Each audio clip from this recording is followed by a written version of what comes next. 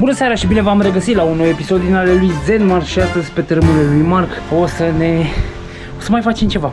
De ce nu? Mai facem ceva. Păi da, nu trebuie. Sau nu trebuie. Dar nu contează. Dar până una alta să înceapă intro.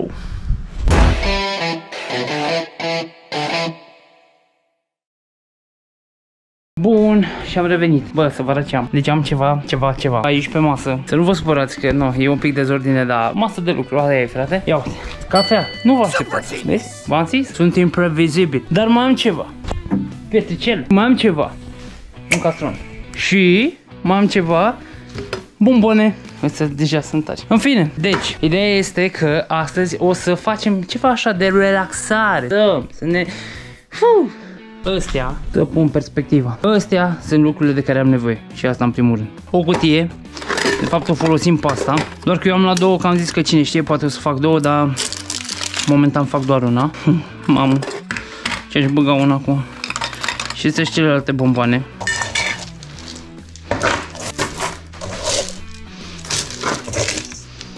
O să facem un fel de șemineu, ca să vezi. Nu v-ați fi așteptat la asta. Mamă, ce obraznic eticheta asta, băiatule. Și acum, ce e de făcut? Este să vopsim ăsta. Opa, că îmi bag în cafea praf. Să vopsim castronul ăsta și cu chestia asta. Dar, mai întâi de toate, am aici un ăla. Uite-l acolo. Ia uite-l, mami. Bun. Facem așa.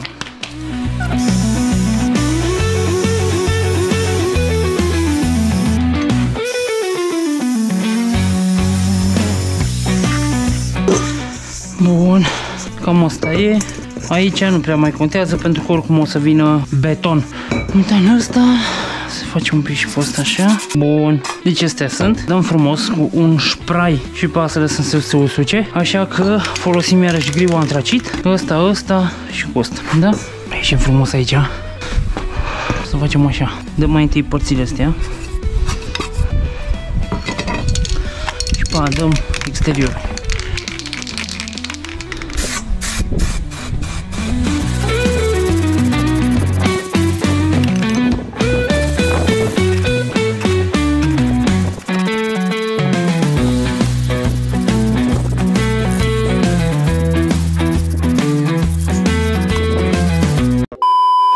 Bun, și m-am întors, așa că să vă arăt ce am făcut.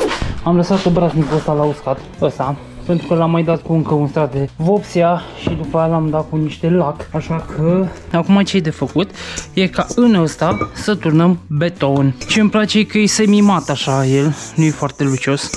Deci, ok. Și ce am zis că facem e să amestec betonul mai întâi. După care, după ce lăsăm să se usuce, punem pietricele astea aici fain frumos. Până atunci, eu am adus pe aici, eu zic că e suficient, pentru că sunt ceva pietricele. Acum trebuie să vedem cum ridicăm ăla puțin. Pun mai mult beton și gata. E destul de mare, mă duc să mai aduc. Sau nu, îl fac pe ăsta și pe amaitor. Ok, și am uitat? Nu l-am uitat. Am luat acești obraznici, pentru că nu aveam, ca să vezi. Și cu ăsta o să amestecăm, pe să spălăm bine ca să-l avem. Ușor.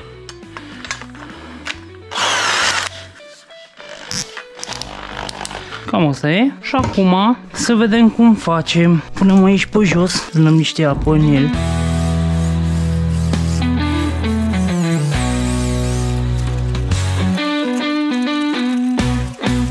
Mai punem și de asta că e prea moale.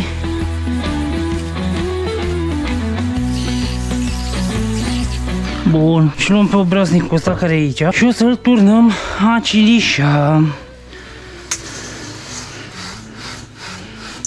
Dar mai trebuie mult, bă. E perfect că stă, așa că mă duc să mai aduc niște beton, că ăsta sigur nu mi-ajunge. Ia să vedem ce am făcut noi aici. Bun.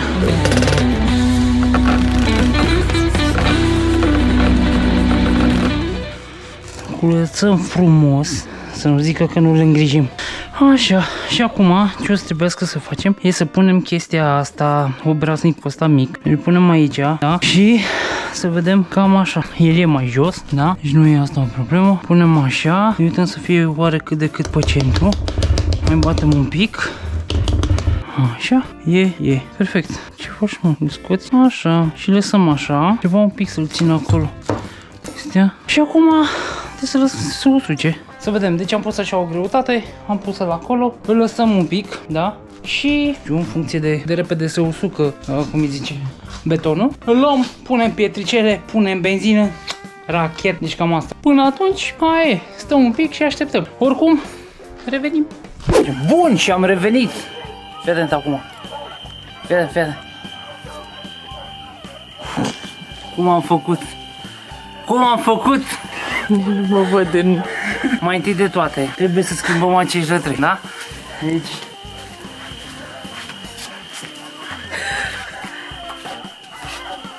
Altă viață. Ia uite-i pe pufoiușești. Așa, și acum, ca să continuăm, trebuie să facem și puțină atmosferă. Adică, aprindem frumos astea.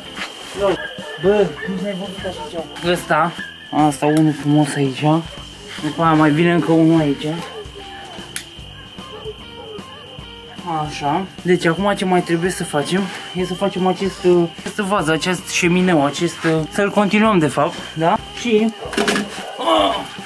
Bă, nu că zic, dar e greu tare. Bun, și în primul rând cam așa a ieșit chestia asta. Deci s-a întărit betonul și ar trebui să punem pietricelele astea și să vedem ce punem. Și cum punem? Punem mai întâi ele albe? Cum crezi, bre?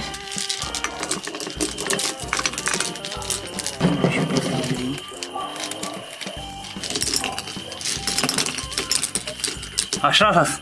Și ăsta, mai am un alb aici, că să detașat. Așa, bun. Cam așa, nu? Bun, astea le lătăm pentru următoarele. Lătăm la lună, lătăm.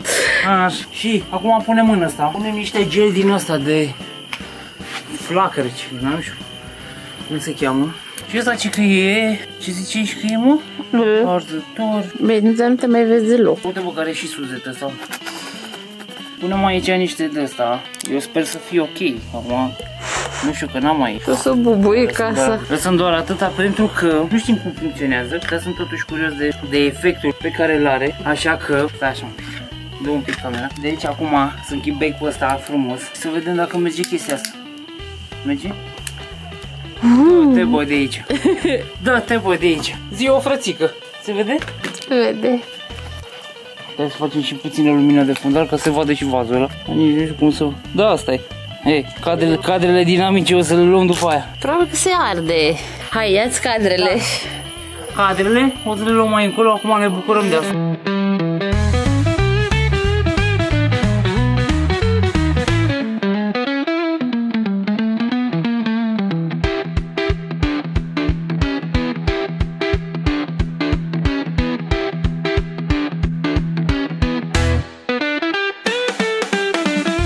Asta e drăguțul, da? Asta e drăguțul. Altele nu. Ăștia sunt drăguții, așa că...